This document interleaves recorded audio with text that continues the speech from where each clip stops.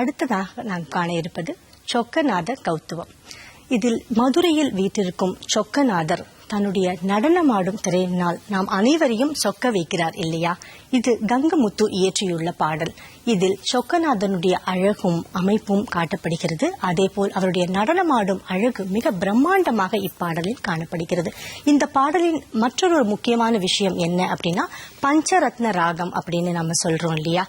நாட்டை, வராளி, ஸ்ரீ, ஆரபி போன்ற பல 5 ராகங்கள் வரிசையாக வரும். எப்படி நமக்கு தியாகராஜுடைய பஞ்சரத்ன கிருதிகள் இருக்கிறதோ அதே போல் இந்த பஞ்சரத்ன ராகமும் அமைந்துள்ளது.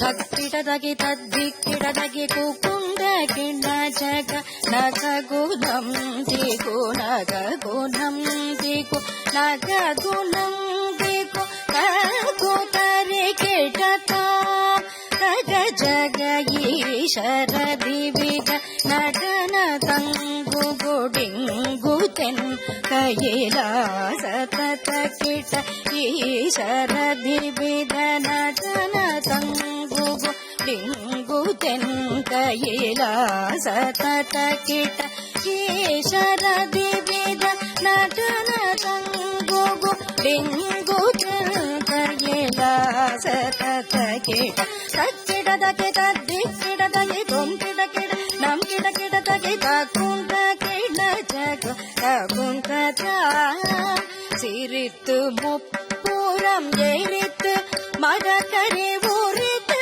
பொறி சடை விரித்து வைகையில் மண் சுமந்தவர்.